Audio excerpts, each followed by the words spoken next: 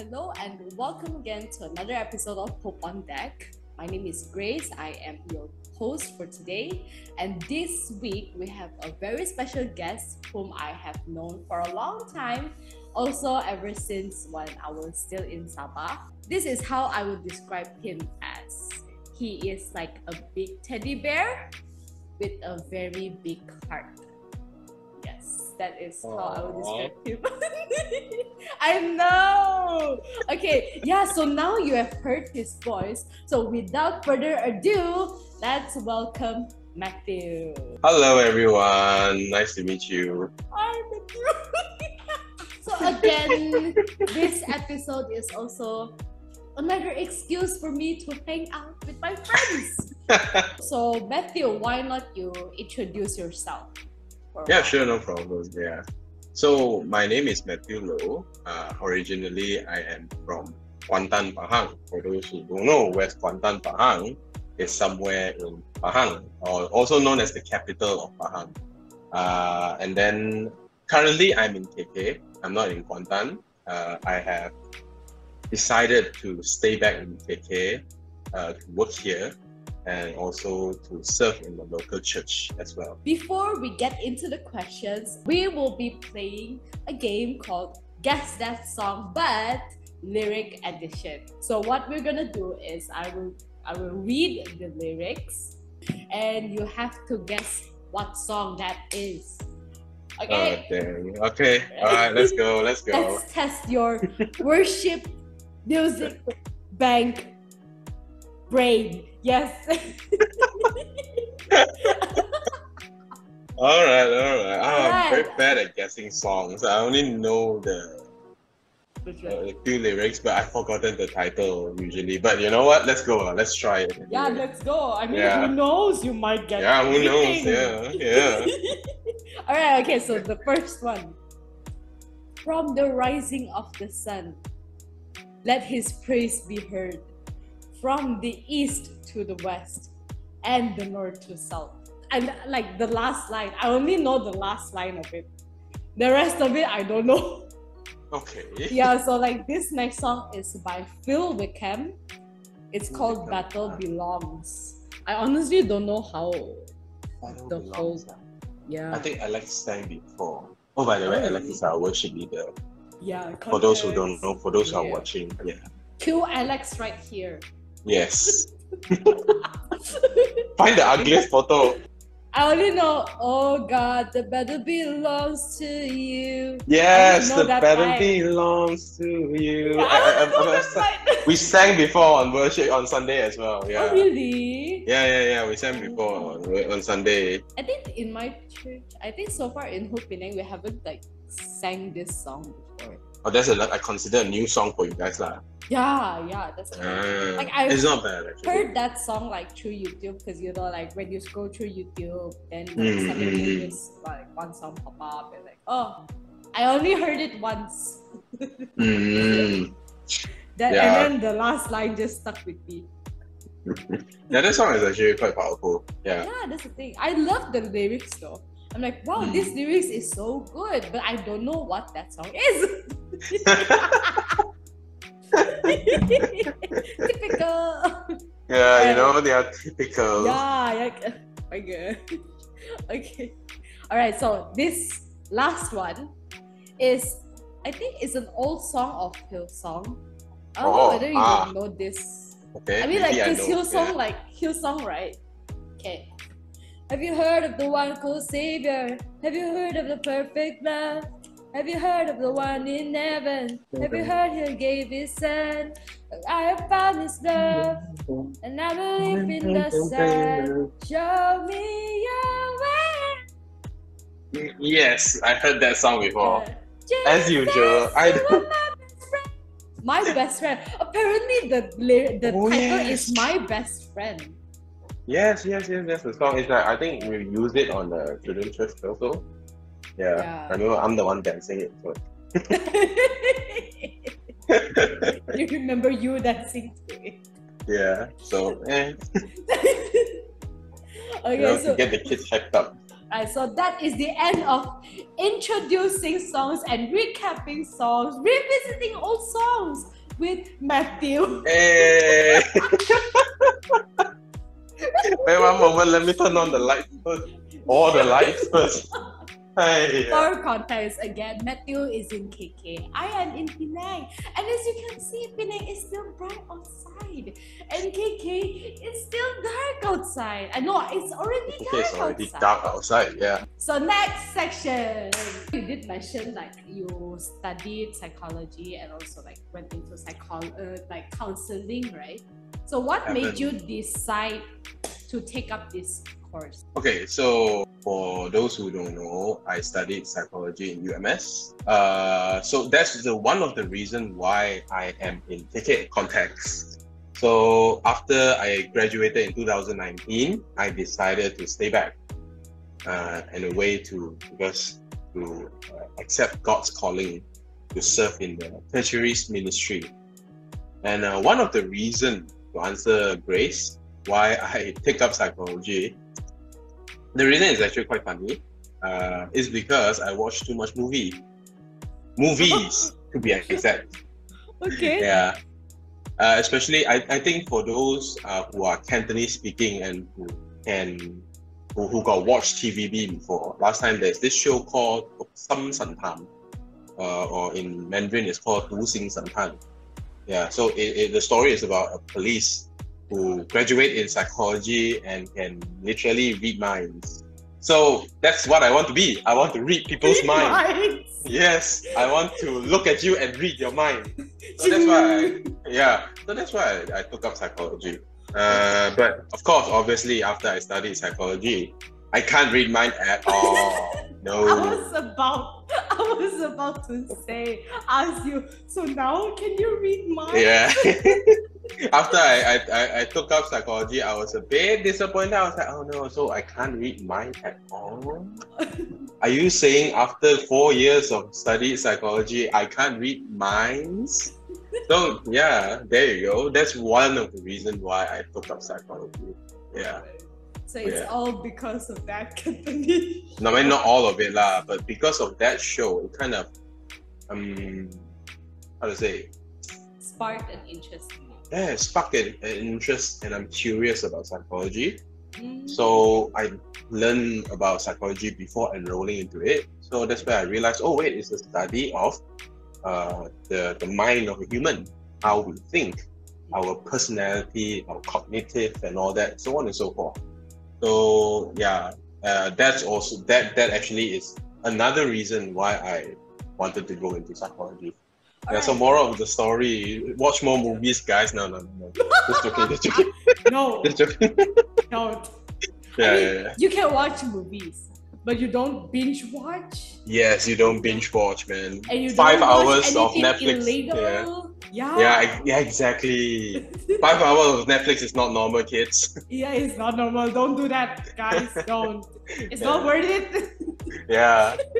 I mean, you did mention reading minds. For people to read minds, they have to go and meet you, right? But in the old days, there's like a stigma against seeking help from counselors, or maybe even meeting up with counselors. For my course, the full title of it is called Counseling, and then there's a what do you call kurungan? Bracket, yes, bracket counseling. So meaning to say, I had a bachelor in psychology, but minor counseling. My major is actually psychology. Oh. So what we did, we are required to go through 146 hours of sessions. Yes, in order for us to graduate. That is the minimum, minimum. Okay. Yeah. Of course, I met a lot of stigmas. I've heard a lot of stigmas, especially when we need to find clients, right, for our assignments. Asking people to come for session is the hardest thing in the world, really. Because when you approach them, hey, you want to join session, it's like asking them to go and jump off a building. So for them, it's very, very hard. Yeah. They will be, their stigma is like, I don't have problem. Why should I go and meet counselor? You know, that is the stigma. But in reality, right, finding or approaching a counselor, it's never about either you had mental issues or not. Sometimes you might have something that you can't figure out. For example, where should I go next after my SPM? You can definitely find a counselor to help you there. Yeah, and I believe your counselor, and I hope your counselor are more than happy to help you. So not just only that, sometimes maybe you have issue with your boyfriend or girlfriend, or with your friends as well. You know, I can't, for example, I can't seem to talk to that dude or that lady, or I have conflict. Then you can also approach counselors. Yeah, because the theory or the lessons that we learn in uni, it's more about the theory from the psychologist on why human act this way. So it's okay to find counselors. It's not scary at all. So just go in with an open mind. How have you encouraged your clients? Because just now you did mention that it's the hardest part is to find clients for the counseling sessions, just to fulfill your hours. Even when you have clients already, I think it's very hard for them to open up to you. So for you, how have you encouraged your clients to share more about their life and their problem? Okay, good question actually. Whenever when I ask them and they willing to join, I wouldn't say the word reflect, but I will use the term as, suddenly talk to this strange person in front of me. Like, what the heck am I supposed to say? Something like that. Yeah, sure, really, really, really. People will have that thought. People will have that saying that, hey, I'm meeting a counselor. What am I going to talk about? So during my sessions, that's why I think across the board, those who study counseling or study psychology, the first thing you do, the first session is, there's no treatment in first session. So don't worry. It's always rapport. Rapport means you get to know that person first. And if it's necessary, we will bring that rapport to the next session, meaning 2 sessions of rapport, of relationship building. It depends on how tough the person is. Say, for example, I'm meeting this person and he or she doesn't want to share much about his or her life. Then I have to extend to the second, to the third, until I know a little bit on her. Then once I know him or her, I will bring it to, okay, so what's the thing that you want to talk about? Do you have any issues? Do you have anything that you want to talk? Anything you want to know? Even questions about psychology, you can even ask your counselor. Yeah. So it's something like this might hinder people to join us. So I remember very clearly, one of my sessions, I only use 4 sessions only. By default, it's 6 sessions. 6 sessions for each person. And each session is 6 hours. But that is in a way, it encourages me as well. Because not just that she is participating with our sessions, but I would say that she showed improvement a lot, while in our session, and she is open with talking her problems with me. But of course, we as counselors, especially those who study psychology, we have something called non-disclosure agreement. Yes, we cannot and we will not share the issue to other people. To third person. Protecting their PNC, privacy. Yes, to protect their privacy, especially registered counselor. We are registered counselor, or if you see their name behind the KB and PA, meaning to say he or she is a registered counselor. And he or she is subjected to that NDA or non-disclosure agreement. And you can, if say suddenly your issues have been leaked out to every other people, you can feel free to go and report this to Lembaga Counselor Malaysia. But even if you report it, right, how would they investigate the case? Because you need evidence, right? Yes. Every counselor, we are required to write down the reports after every session. Okay. And we have to detail down the time, the name, of course, different company, different reports format lah. But the key thing that should be is in, for example, what have we talked about? What does the client share? So you have signed the NDA, the form. Before every session, we usually give clients a form to sign, to fill in. And we ourselves will sign alongside that form, stating that we will follow to the law. Yes, adhere to NDA. There is a section, it is protected under law, whereby we counselor cannot share the information to other people. So if say we did that, we share to other people, you can actually report this to Lembaga Counselor, and then Lembaga Counselor will take action and will summon the counselor. So the counselor's license might get revoked, and he or she might not be able to retake for I don't know how long. I've forgotten the law already, but there is a law. It's protected under law. Wow.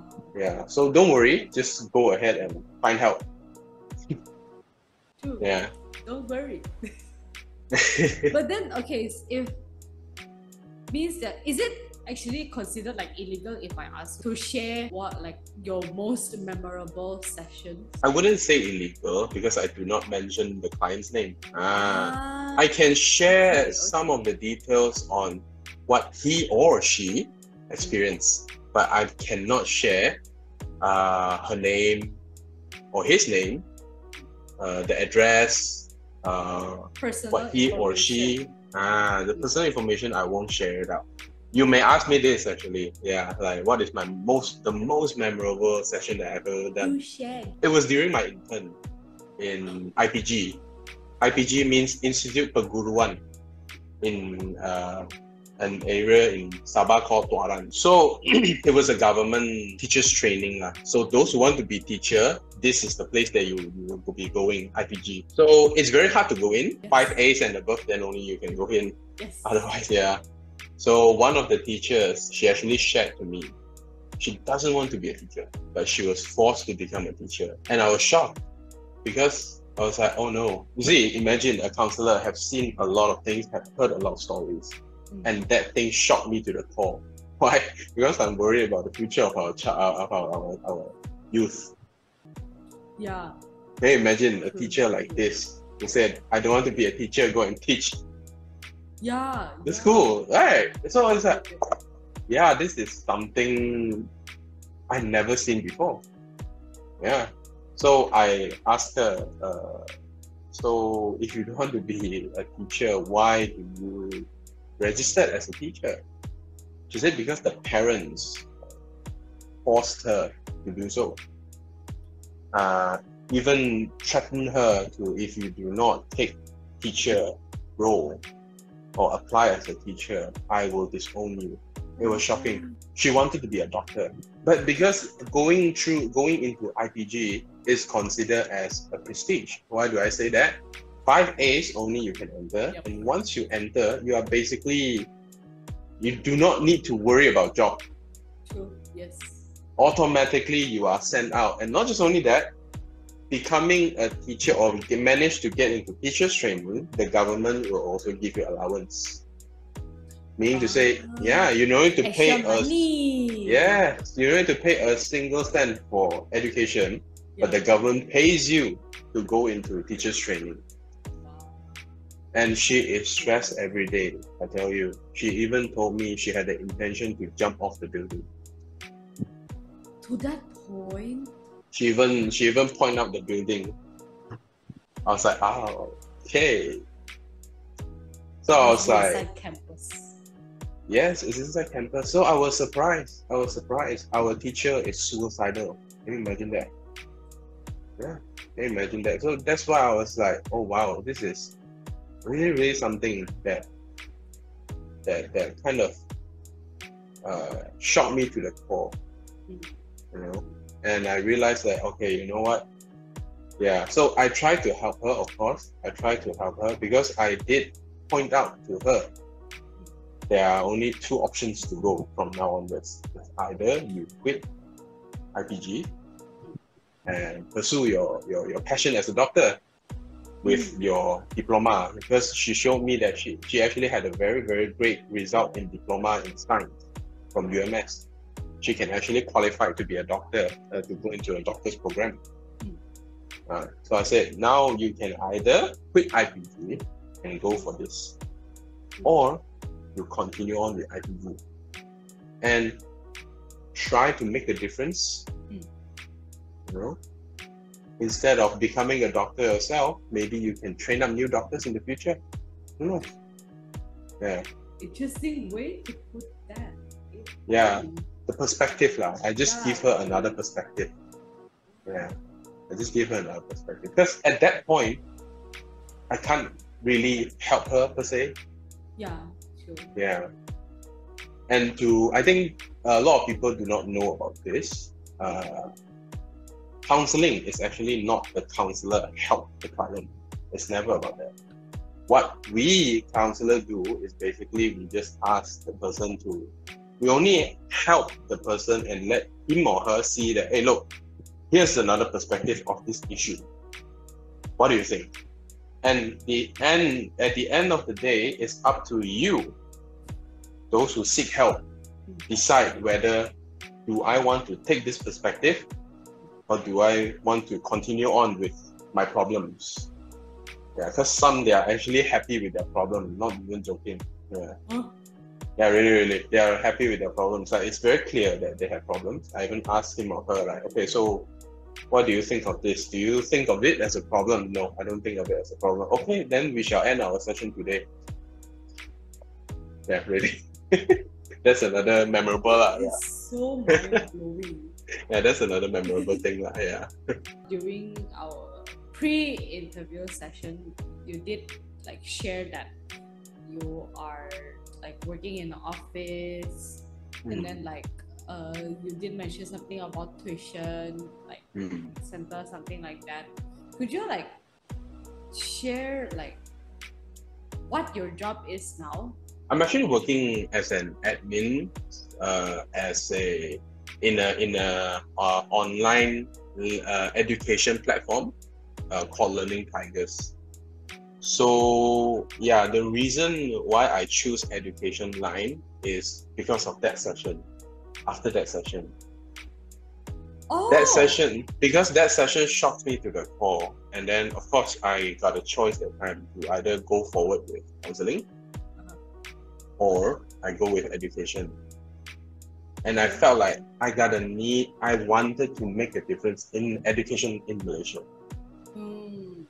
Yeah, because teachers training, I think during that 3 months of teachers training, it opened up my eyes. I was like, this is bad. Our education system is bad. We are in need of other solutions. Yeah. So I keep asking around for education related job, and I landed up with this lah. Yeah. Yeah, and I'm happy because in a way my job basically is to filter out teacher. Also related to psychology, in case you guys are wondering. Yeah. Yeah. Because I need to talk to the teacher and I need to anticipate and understand the psychology of the teacher before allowing him or her to teach. Okay. Yeah. So I hope that with my skill, I hope that I can filter out a better quality teacher so that they can help the students that are in need. Because with online, a lot of people can access to her teaching. So that is what I think I'm glad I got this job. I thank God for that. Yeah. Has anyone like ever approached you and asked like, I have this problem, I need someone to hear me out and sort my mind? Has anyone reached out to you? Oh yes, a lot of times. When they heard that, I study psychology, immediately they'll be like, oh, you study psychology? So I have this problem. Can you help? Wow. I'm more than happy to help. That's the difference, you see. I do not give therapy. I only apply the skills that I've learned in counseling and I make it into a normal chatting, a normal talking, sharing my experiences and all that. Mm-hmm. So I use the skill that I've learned in uni and then I apply it in our daily conversations. And at the end of the day, I do not use disclaimer because I am not a licensed counselor. Yeah. So I do not use therapy, not even one. I do not use the theory that's listed in our handbook. So what I did, I only apply counseling skills. That is different. And I do not do therapy. If I really do therapy session, that is a whole different story already. Okay. That's a whole different story already. So mostly it's just like, I did share my own opinion. I did share my own story because in the counseling setting, we are not encouraged to share our own experience to the client. We can only use it as a tool, but we cannot ask the client to, hey, you know what? You must follow me because I did it. Okay. That is so much different. Yeah. So a lot of people, yes, that's another stigma. A lot of people thought that in counseling, it's always about, the counselor give me solution. The counselor, the counselor suggests me to do this. But here's the thing. When you go for counseling, it's never the counselor give you solution. The counselor will not give you solution. If a counselor somehow gave you solution, say, hey, you know what, you should do this, and this, leave the room. Really leave the room, because he or she should not do that in accordance to our policy, not policy, the ethics set by Lembaga Counselor and also the Counseling Association of America. We are not allowed to but to impose our suggestion to the person, meaning he or she, you must follow this, then only you succeed. Mostly we will ask the client, so what do you want? What do you think? It's more about the client. For example, if the client have this issue, so you have this issue, you have gone through this. So what do you think about your action? It's more of a question. Okay? Yeah. So only licensed counselors can have therapy sessions? Is that? Yes. Okay. Yes. When I say therapy sessions where they apply counseling theories. Counseling theories, for those who don't know, is a theory written or proposed by different psychologists. And those theories have, like, for example, the one that we always use. It's called, what do you call that one already? Let me think. CBT. CBT means cognitive behavior therapy. You heard before? Yes. So for those who don't know, CBT the full name is called cognitive behavior therapy. So in that theory, it states that a person has issue because of that person's mindset towards something. Yeah. So your mindset dictates your behavior, thus you have issues. Because your mindset thinks that this thing should be red color, let's say.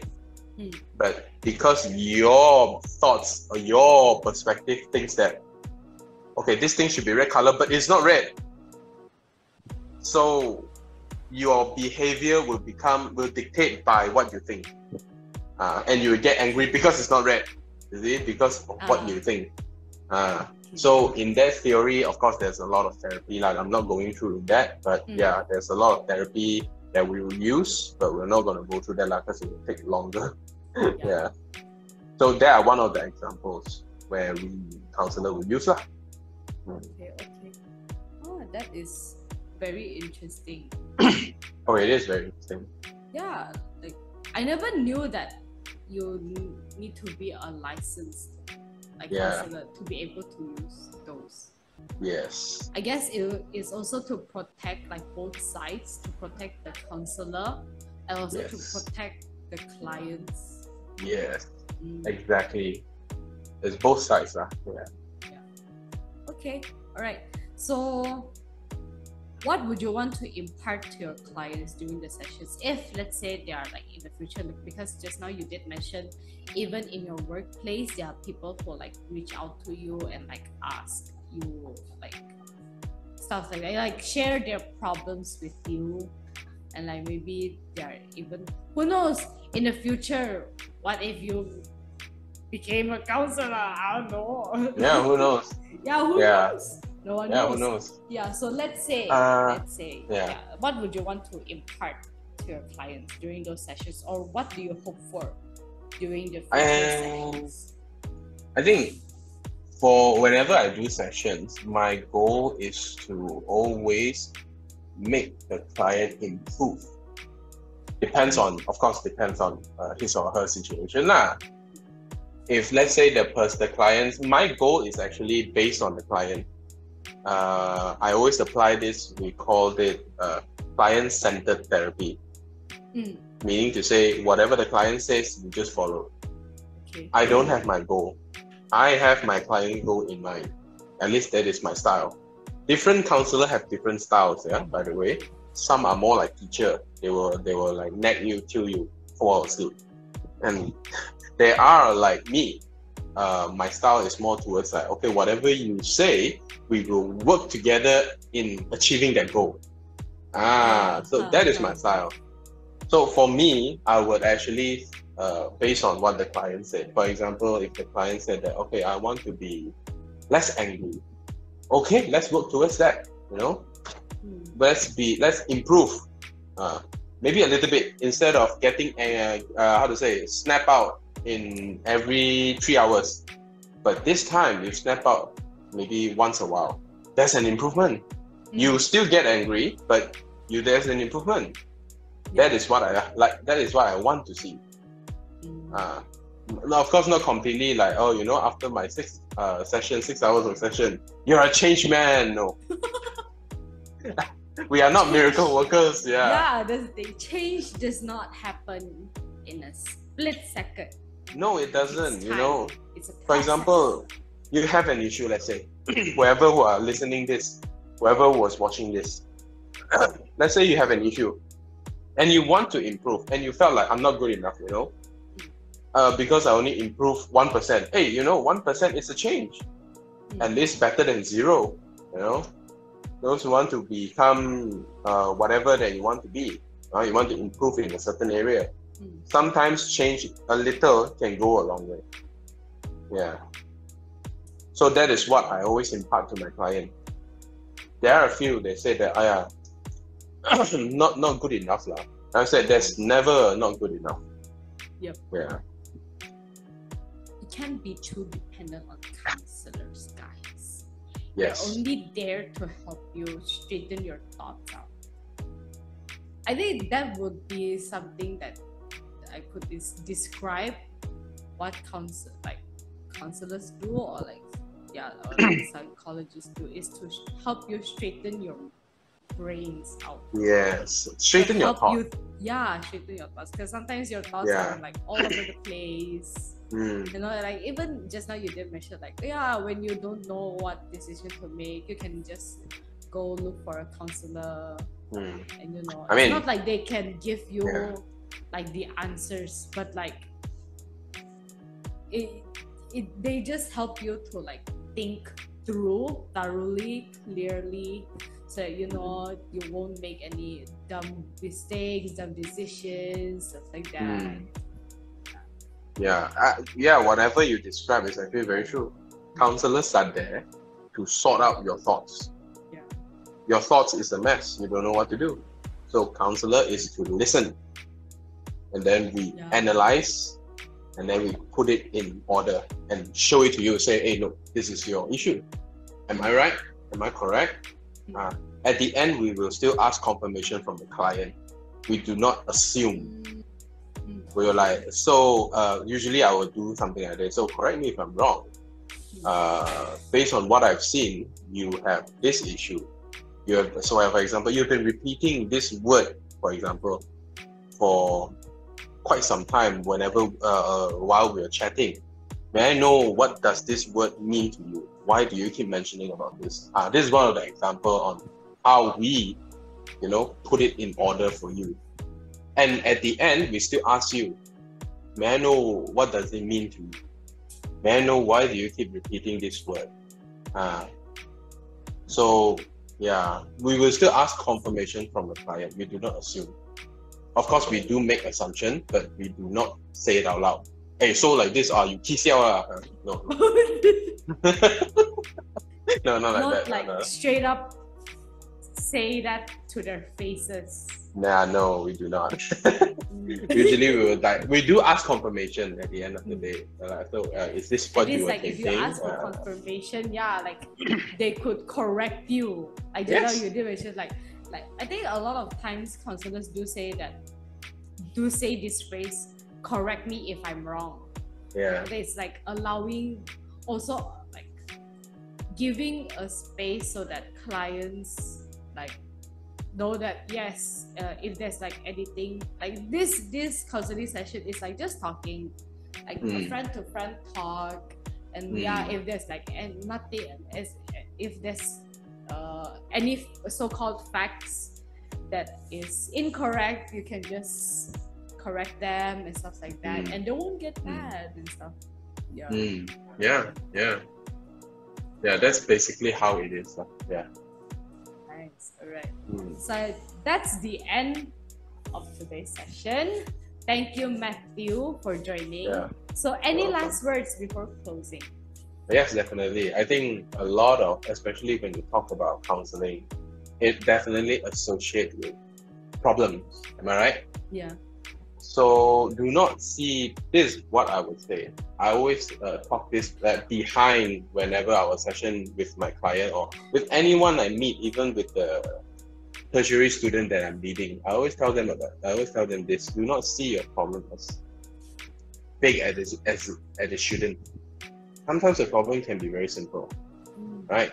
And most importantly, enjoy your life. When I say enjoy your life, doesn't mean the good things only, but the bad things as well. You might be thinking, enjoy the bad things? How am I going to enjoy the bad things? But that's the beauty of life, Enjoy your life, because when you talk about life, right, good things and bad things come in a package. You cannot expect things to always go in according to what you want, because we are dealing with a lot of people. You see, and especially to Christians, those who are Christians now that are watching this, right? Sometimes bad things can be a lesson as well. If you look in the Bible, Job, who are sinless, Job, who is the one who loves God very much, but yet he lost everything in one go. But did he leave God? No, he didn't. And when you ask good people, how does good people suffer, right? Why does good people suffer? But good people suffer as well. Bad people suffer as well. Everyone suffers. It's just that, how are you going to do with your suffering?